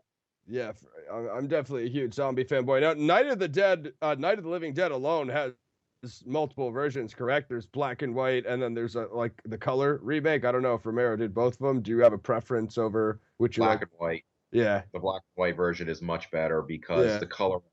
Oh, wait a minute. You're talking about the 1990s remake, Night of the Living Dead? Yeah. Okay. Sorry, I got confused there because they taken the 1960s version and did a color version, colorized it. Yeah. You know, I prefer the original, but I won't knock the remake they did. It was an okay movie, but the original is just much more superior. Yeah, absolutely. I like Romero's stuff a lot. And how about newer zombie stuff? Are you a fan of The Walking Dead on AMC? I'm a mega fan. Yeah. I actually love The Walking Dead. I watch it every week. Yeah. Great show. I mean, not every episode's perfect, but you know, the season premiere this year was just like amazing. I loved it. Yeah, no, it was very zombies good. eating people, and that's just best. Totally agree. I was just actually saying to VX as well. I was saying, man, I'm not that I hate it or anything. I like it, but I was like, sometimes some episodes I'm a bit, oh man, it's starting to drag, and I was like, I hope things get off to a good start with this season. I hope it picks up, and they did with that opening episode for sure. Yeah, that was insane. Who's your favourite character from The Walking Dead then? Oh, Daryl. Yeah, Def, I was too. I wasn't gonna say Daryl because that just sounds, because everybody loves Daryl. Yeah. So, but Daryl and Michonne. Yeah. I like them both. But Daryl, who does? I mean, if you don't like Daryl, you're a loser. Yeah, He's exactly. so awesome. I like Rick too, but Daryl is the man. Rick's okay, but his offspring gets on my nerves. I'm sorry, I know that sounds cruel, but really does. All the Well, constant kids do whining in all the general. I time. will say that. He's not gonna he's not gonna last. Oh man, Walking Dead is great though. I definitely like that a lot. Have you seen? Okay. Sorry, Go ahead. sorry, go but in VX, have you seen the? Oh man, did Romero make the Strain series VX? Because I haven't really peeped that yet. No, I that wonder if was, Charles had seen it. The director good. played too. Good. His name was the guy who did the Strain. Guillermo del Toro. I think his Yeah. name is. Ah, yeah, Or who I might did be Pan's saying his name Labyrinth. wrong. Gimuro. Yeah. Gimuro. Yeah, no, and actually, it's a pretty good show. Yeah. It's one of those shows that you're like, wow, they can get away with that on TV, kind of like The Walking Dead. Yeah. Cool. Different though. I mean, they are vampires, they're not really zombies, but Yeah. it's I actually that movie's good. I think The Walking Dead's better, but The Strain was pretty good. Yeah, I hear it's good. Cool. Have you seen? Do you watch Sci-Fi Channel at all, Charles? Not all the time because half the time they show crap movies. Like Sharknado, Sharknado 2? Yeah, pretty much. So yeah, sometimes I do watch sci-fi. If you had a chance to check out Z Nation, it's another zombie show that's on Sci-Fi Channel on Fridays. Believe it or not, no, I haven't. It's actually fairly decent. It's it's a little more slapstick comedy than The Walking Dead, but I mean the special effects are fairly decent for Sci-Fi Channel. They actually got like a pretty decent budget for it, so should Yeah, well, the Sci-Fi Channel actually has another good show that's kind of zombie-ish, Helix. That was actually quite good. Not the best show on television, but you know what? It kept my interest. For sure. I actually got to take a little break, guys. Do you want to play a couple tracks, or do you want to just keep it going? Yeah, guys? that's good. It's good. We can take a break. What we'll do, if anyone's got any questions out there, Pete, by the way, you can email us, resistancediy@yahoo.co.uk. Today we're live from the Ungovernable Resistance site, as our site at PXR is down for maintenance at the moment. If you go to ungovernableresistancediyradio.blogspot.co.uk, there's a chat on there. You can pop some questions in there as well, or you can get at VX on Twitter, which is, of course, is my favourite social networking site, isn't it? And I think I've lasted what? Oh, Charles, I've like lasted 10 minutes on there, if that. Barely. Yeah. Okay, peeps, we are going to get into a couple of tracks, and we'll be back with Charles from Creepy Places, talking all things paranormal and whatever else. And he already gets the Resi 900 million points award of the year for liking Star Wars. Regardless of everything else that's been said, that's enough for me. Can take that to the bank. Yeah. Alright, peeps, we'll be back in a couple of minutes. Peace out for now. Yo, what up everybody? This is welcome back to Planet Resistance with me, Resistance and VX, and our guest Charles from Creepy Places. I just want to give a shout out to the Creepy Places website as well, which is creepyplaces.webs.com. Go check that out and have a good look around on the site. Big ups fams, welcome back VX, welcome back Charles. Are we ready to get back into it? Yes, yes, sir. Absolutely. All right. Absolutely. So what we were just talking about movies there when we left? Is that zombies? We were zombies. Yeah. Okay, well this kind of will stay along that line then. Have you seen The Serpent and the Rainbow, Charles? Absolutely, that's a classic. Isn't that epic? I love that movie. Yeah, it's a little bit different than what other movies Wes Craven has done, but it does kind of deal with the idea of like the voodoo. Yeah. And the idea of what making people into like mindless servants or zombies, It's actually a really good movie. I recommend it. The zombification potion there. Yeah, more like what some of the folklorists believe rather than Romero's creation. Yeah, exactly. It's closer to the voodoo tradition than the undead sort of raised from the dead idea. And did you have a chance to see Ghostbusters at all? Of course. Saw that when I was a kid when that came out. It's a classic. Second one wasn't as Yeah. good, but the first one was absolutely hilarious. Yeah, it's great. They actually just had the anniversary, so they had it back in theaters up here, so I had a chance to revisit it at the theater, and that was cool. It is good to revisit that movie. It's just so funny. It's such a classic. Yeah, absolutely. Aren't they doing a VX? Didn't you say they're doing a remake of it? No, please don't poison Charles with that information. Just let him have his childhood memories. He doesn't want to know about too late. I already know what they're talking about. If he's already seen the internet chatter, then he already knows how bad it can be. So since Gads is our punk metal division head here at Planet X Radio, we wanted to ask about the metal band that did the intro for the new Creepy Places theme for the videos, if you will. How did you come across that band, and how did you end up picking them to do your theme music? Well, yeah, they're called Mongrel. They're kind of like a punk rock with a little bit of metal. It began with, in the beginning, when we were posting videos on YouTube, I actually was using like heavy metal rock music. Slipknot, Slayer, Cannibal Corpse, Metallica, was the Rolling Stones, Soundgarden, like a big eclectic mix. But of course, you get in trouble with YouTube. Yep. And all of a sudden your videos go silence, and so people can watch them and can't hear it, so there's no point. And so eventually I stopped using music altogether and had different openers of like nature and stuff like that. But then Steven, the co-maker of the Creepy Places, was in contact with one of the I think he's the bassist. His name is Adam, and asked Adam if he could make a theme song, And they didn't make a theme song for us, but they asked me. It's like, well, we got a bunch of songs. What kind do you want? And I was like, something. And I said something melodic, dark, but not too dark. And then they suggested their song "Zombies of War." Mm-hmm. And when I listened to it, I was like, this is perfect. This fits right into what we are. And so I used portions of the song to create the opening intro, matching up with beats and the lyrics and the riffs and everything. So it worked out very well. We liked using. We've used their songs for about 2 years, but we did kind of switch to another song for the intros much later on. Yeah, for sure. I actually like that song a lot. And so does that kind of give an idea of the flavor of music that you listen to as far as like metal, punk, and all of that?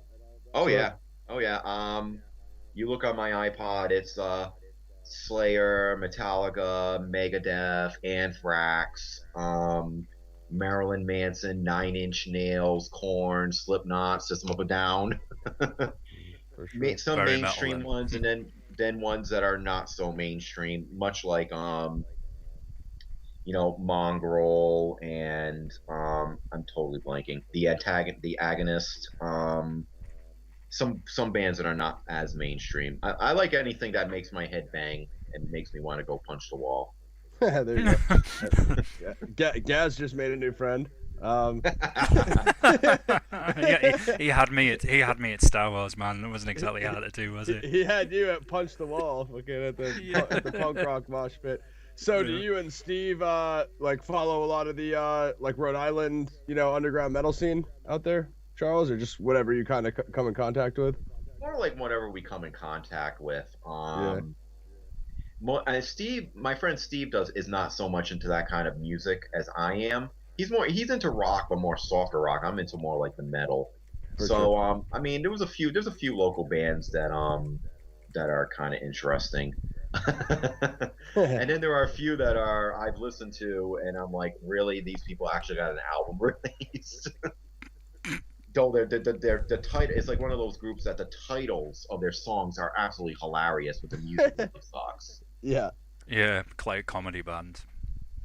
Yeah, and you can't even understand a word they're saying either because they're just too busy screaming. I can get into That that. sounds Don't like get most me of the bands I wrong. listen to. Yeah, I mean, I can get into that sometimes, but there has to be some substance to it, you know. For sure. I know me You'd hate saying that. my It's like music shows, screaming man. music, screaming punk music, and you want substance. Yeah, Yeah. yeah. If it's if they're screaming about something where it's got a point to it, so if it's like anti-system screaming, that's usually works. But Yeah. As oh long as man, it's conscious um, screaming. there's one thing I love to do, man, is taking like non-punks or non-metal friends as well to some of the extreme shows, like take them to a grindcore show and just watching the look of horror on their face because they'll just say the same, like, these Yeah. guys record music. Yeah. There's lyrics. Yeah, there's actual lyrics. I can tell you what they are. Yeah, they're expecting lyrics and then they just show up in Yeah. 3 hours straight of screaming. And they're just like watching. It's just like if it's an NFL match or something, people just like running around in circles, throwing each other everywhere. It's hilarious. It's worth going to just for that, just to see the abject look of horror on their face.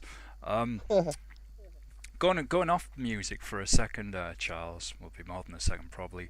What I wanted to ask you was about Oak Island. You know, they've got the series on the History Channel now as well about that. What's your opinion on the Curse of Oak Island, and would that be an area you would be interested in exploring? I know very little about it, but yeah, it would be a place I would go. You know, if there's like whatever, there's a curse or whatever like that. I mean, I would check it out regardless whether I believe in it or not. Mm-hmm. But like I said, I will admit I don't know too much about it. I've just sort of heard about it, and yeah, I'll be interested. Yeah, Cool, I cool. would definitely say the show is worth a watch. I mean, they have some Yeah. pretty interesting, information and history on there and all sorts of things. So Yeah, def. I mean, can you explain this as well, Charles? I mean, I woke up one morning and my bed was made. So, do you think I've got like a ghost made, and should I be scared? Maybe maybe you made your bed subconsciously. I don't know. poltergeist. Yeah, maybe you were sleepwalking and you made your bed. Um, Probably not a poltergeist. if it, hey, you know what? If it is a spirit and he's making your bed, just be very grateful. leave him a tip. Make sure you tip him well. I wish I had one that could make my bed. You know, so good for you. Yeah. I mean, we were wondering what your favorite case that you investigated was, but was that the Green case again? I think you may have already answered that. Yeah, so. it was pretty much going to Nathaniel Green Homestead. Yeah. But also the Rutland Prison Camp was also my favorite too, For sure. because that place was just so spooky, and we got to go to Yeah, this no place doubt. at night, so it was even more cooler. Wow. Go ahead, guys. What do you have coming up next? Can you give us like any sort of info on anything that you're filming next or you're looking at? Well, in terms of stuff that's already been filmed but haven't been released, for Halloween we're looking to put up the S.K. Pierce Haunted Victorian Mansion up in Gardner, Massachusetts. We did something there. Cool. I got numerous places in Wales, England, and Ireland coming Nice. up. Too many places to mention. Have you been So- Quick Sure. question. Have you ever been to York? York in England. If I just wondered if you'd maybe looked at like York dungeons or anything like that, because that's supposed to be some like grimy cases around that. Nice. Not my last trip. I've been to Okay. England. I've been to England 3 times, and I gotta say, haven't been to York. Though everybody I hang out with always talks about York, but we haven't gone there yet. They're my tour Okay. guides. I go where they can lead me. I come up with suggestions, so I've definitely been interested in going to York because I did hear about the dungeons and all that stuff. So I kind of want to check them out. Nice. Yeah. Sorry to butt in there. It's Go just ahead. a quick fire question. So yeah. Go ahead, Charles. Anyway. No, but in terms of an actual new investigation, we might be going to someplace in Framingham, Massachusetts called the Witches' Caves. Supposedly where it's an area where some of the people who were fleeing Salem, going back to Salem, fleeing Salem during the witch trials, they fled to this area and stayed in these caves. I kind of found out about it about a few weeks ago, and I've been looking to go check them out. It's different and unique and interesting, so that's why I want to go check them out. For sure. Sounds awesome. I really like that Def. Dogtown episode you guys did. Dogtown was yeah. interesting. There's a lot of strange history there. It is a very bizarre history. I think some of it's kind of over exaggerated, like all the witches and stuff like that. Mm-hmm. But it's just interesting to see that there was this kind of very well-to-do town in Massachusetts, and then they hit bad times, and now there's like nothing left. Yeah. You know, a couple root cellars you can find, but there's like nothing left. But it's just so interesting walking through an area where a town once stood. Yeah. There's just those rocks with the words on them now that are like whatever. Oh, the Babson rocks, yes. Yeah. Good little capitalistic rocks too, because they're all like about work and productivity and stuff like that. Yeah, that's what I was gonna say. It's like you know, like encouraging words of encouragement. How you matter and don't how go you contribute. into debt and stuff like that. Yeah, exactly. Don't end up like this town completely disappeared off the map. Yeah, exactly. Ideal paranormal event to investigate. Did we already ask him that, guys? I don't want to repeat stuff. Well, I remember we mentioned about me going to Japan. Yeah. That so would be like my ideal place. Yeah, so that was going to be my follow-up. You've done the U.S. and England and France, and you mentioned you want to go to Japan. Where else would you like to make we got our listener from PXR here from Australia, our boy Irrefutable. Would you like to make it down under to Australia and see what you can find in Tasmania and New Zealand and places such as that? Well, I almost went to Australia. I almost went to Melbourne. Okay. I have my stepfather is originally from Melbourne, but now he lives up here. Nice. Actually, I do. More so because I want to see the nature more. For sure. Seeing some of like the craters and the I think they call them serpent eggs, and the 12 apostles. There's so much. If I was to go to Australia, it would be less paranormal and more like nature.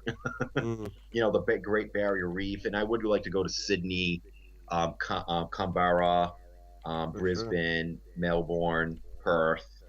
If I was to do investigations, I'm a little bit more interested in Melbourne, but Tasmania would be a place I would just like to go hiking. Yeah, for sure. But in terms of other places, Egypt would be on my list. Yeah, Definitely. If they could ever get their crap together, I would love to go over there. absolutely. Istanbul will be another place, which might be a possibility in the future. Nice. Brazil. Honestly, there's not too many places I wouldn't go. Yeah, that's what Afghanistan. Afghanistan. I wouldn't go to Afghanistan. Yeah, that might be tough. That might be tough traveling these days. And also Syria and Iraq. I definitely wouldn't go there right now. Right. North Korea is usually pretty nice this time of year. Yeah, Right. I've heard it's charming. Since we're talking vacation schedules, yeah. What about places like Italy, Sicily, Greece? Kind of the kind of ancient backdrop that we were talking about earlier. Oh, definitely. Germany would be another Mhm.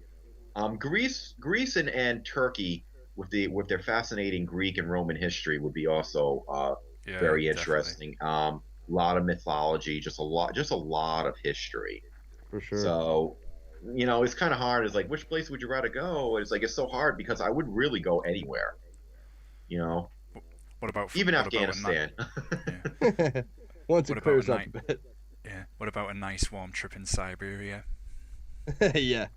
Oh, I would go to Siberia. I would go to Northern Siberia. Russia. Yeah. I like the That's- cold anyway, but I would go to Siberia. I tell you what, man. This is something. It's a random question, but I'd be interested to know if there's anything, maybe anything, any hauntings surrounding this or anything paranormal. There must be because of the people who worked on the Gulag, as they say, in Siberia.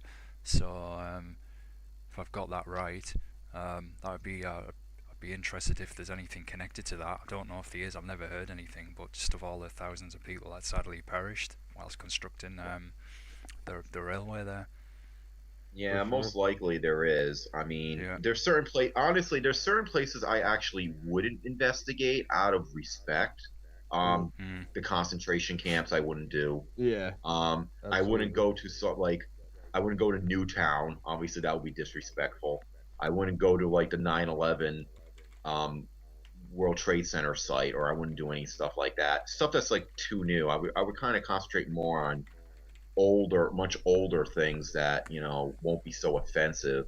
Definitely. Um, though, from what I've been told, if you want to know if places like Auschwitz and Dachau, if they're haunted, you don't even need any type of like ghost equipment. You could just go there, it's haunted. Yeah, Just Yeah. feel it. Yeah. No doubt. that's what I would think. Places like Chernobyl and even they say at like the site of like Pompeii in Italy, where all like they have like the outcroppings of Yeah, the outlines of people from the ash. They say that the residuals like so high frequency there that like you can still hear the screams of like the day like the ash was falling. You know what I mean? And like yeah, there's people who have like heard voices, of like people talking and stuff like supposedly from that day, which is pretty extreme.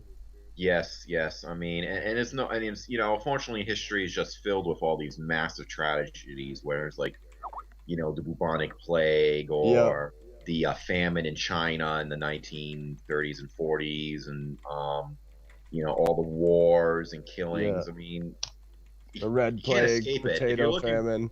if your idea is I want to go to a place where nothing really bad has happened, you're gonna be out of luck. Right. Yeah, I would like to see you guys go to like maybe some of the old like Viking sites, either in like northern Canada, where they have the settlements there, in Nova We're looking Scotia. into that too. We're looking into Um, that. or I'm also interested in maybe possibility of going to Norway. Not saying absolutely, 100% for sure, but we're looking into it.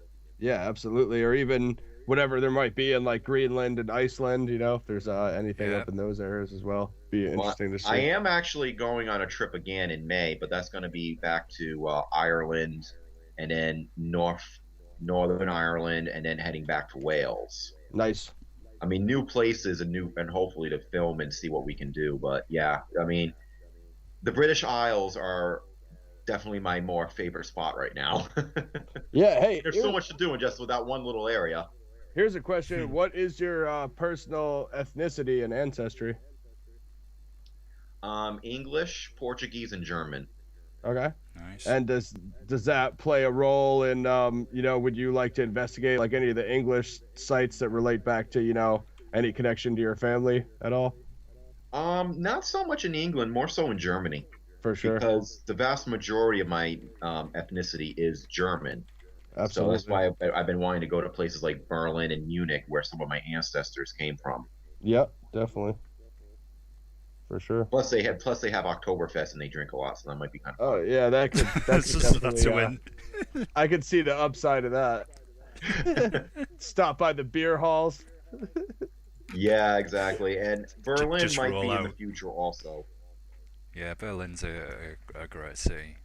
It's somewhere I'd love to go and see. But very, very good things about it. What about? Oh man, I guess this is cliche in a way, but Romania, Yeah, Transylvania. Oh, yeah, Oh yeah, of course. I yeah, mean, it might not be the most unique place on Earth, but you know what? I mean, it is Transylvania. yeah, yeah, yeah. If you take out the whole Dracula aspect, it's actually a very interesting area in general. for sure. A lot of some nice woods and some nice mountains and nice towns. Romania has some very good history. So yeah, I would totally go to Transylvania. So, Cool, cool. what we got your opinion on the vampires, but what do you think since the movie just came out? How about Vlad the Impaler? Where do you think? Do you think is that just history gone wrong, or what do you think about like the legends of that sort of thing? Um, with Vlad the Impaler, I know Hollywood has kind of like really corrupted him, of course. Yeah. But you know what? He was vicious, but it was a vicious time. Mm, What he was doing with impaling people on spikes and everything like that, you know, Europe was Europe and the Middle East and parts of Asia was just a very vicious place to live in anyway. Yeah, it's just You kind know, of the whether you get fashion of the time. it was fashionable. It's what you did back then. You Exactly. tortured people to death. Whether it was this, Yeah. I mean, this brought the Spanish Inquisition and the Yep, Crusades. I mean, the people were not just shaking hands and singing "Kumbaya." They were chopping off your hands and then burning your bodies pretty with much. your babies strapped to you or something like that. Yeah. They were Yeah, not. They were just. It was vicious. It was vicious back then. So they can say about all this stuff that he was doing. Well, he was just a byproduct of the time. for sure. And he has a cool name, let's face it. Yeah, exactly. That's why I like him.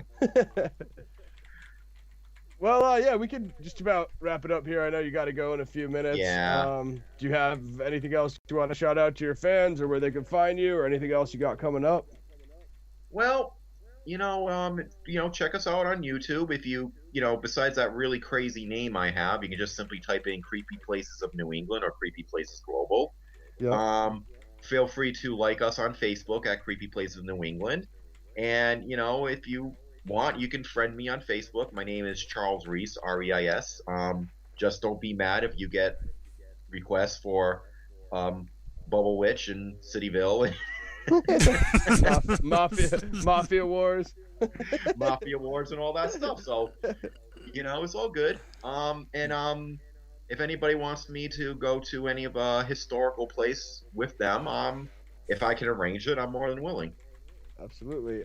Actually, one last question I thought of earlier that I didn't get to ask. Sure. Would you be interested in doing any kind of like DVD release or any kind of sort of film documentary project with some of the footage you shot, like putting it all together as like a special edition or something like that? Maybe, but you can get it all. You can get it all for free on YouTube. So why? Yeah. So why sell it?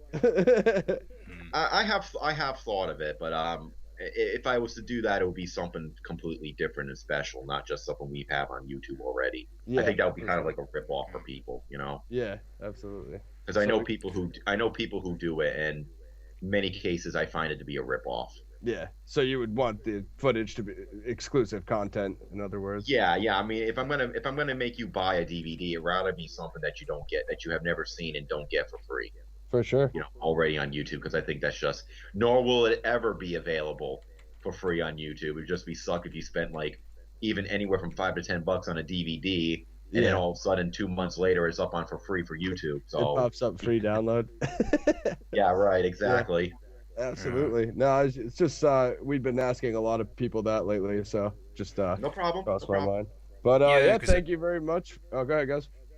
I was just going to say the reason as well we're asking people a lot about that is a friend of ours, Lauren, who's an actor, runs his own independent film fest called a Night of Short Films, and it's open to any genre of film, and people can submit their work.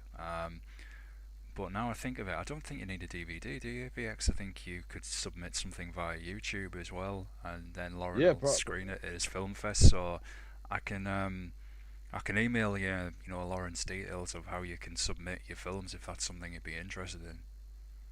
For sure. Oh, sweet! Why not? That, dude. Yeah, more people see it, the better. Definitely. Yeah, so thank you very much for your time and coming on with us, I very much Charles. enjoyed it. Thank you for having me. Great interview, and let me know what's up with those witch caves, because I'll definitely come down there with you guys if you come up to Boston. So definitely. For sure. I just want to say again, thanks for coming on, Charles. This has been an awesome show. I really enjoyed it, and just get it. It's a lot of fun. VX on me. Any time you want to come on to chat about creepy places, the work you're doing, or anything of interest, just get it to us and we'll set up a show. Definitely, for sure. Because yeah, I'd love to do it again. I have a lot more to say.